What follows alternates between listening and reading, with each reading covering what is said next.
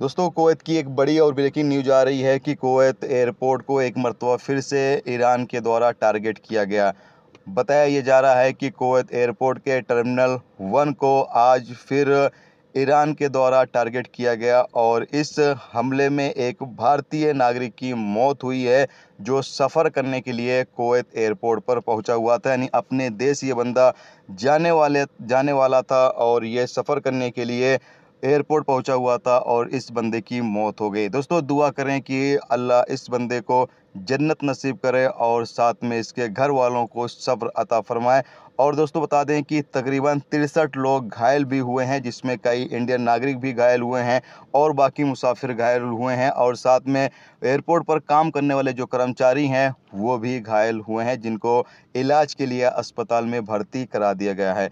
जबकि यहाँ पर बताया ये गया कि जिस वक्त ये हमला हुआ था उस वक्त तमाम एयरपोर्ट को बंद कर दिया गया था। वक्ती तौर के लिए तमाम एयरपोर्ट को बंद कर दिया गया था, लेकिन अभी फ़िलहाल जजीरा एयरवेज और कुवैत एयरवेज की फ़्लाइटें दोबारा से बहाल कर दी गई हैं। टर्मिनल 4 और 5 से ये फ़्लाइटें दोबारा से शुरू कर दी गई हैं, जबकि टर्मिनल 1 को फिर से मरम्मत करने के लिए आदेश जारी कर दिया गया है कि फिर से एयरपोर्ट की मरम्मत की जाए। दोस्तों, याद रहे कि अभी 2-3 दिन पहले ही टर्मिनल 1 चालू हुआ था और 2-3 दिन के बाद फिर से दोबारा से ईरान के द्वारा ये हमला किया गया, जिसमें काफ़ी ज़्यादा नुकसान हुआ है, लोग घायल हुए हैं और लोगों की जान भी गई है। तो दुआ करें कि अल्लाह कुवैत को सुरक्षित रखे और कुवैत में रहने वाले तमाम लोगों को भी सुरक्षित रखे। और दोस्तों, इस वीडियो को ज़्यादा से ज़्यादा दूसरों तक भी पहुंचाएं। और दोस्तों, एक चीज़ का और ख्याल रखें कि आपको कहीं पर भी कोई टुकड़ा या कुछ भी दिखे जो अजीब सा हो तो उसकी जानकारी तुरंत ही अधिकारियों को दें। 112 पर कॉल करके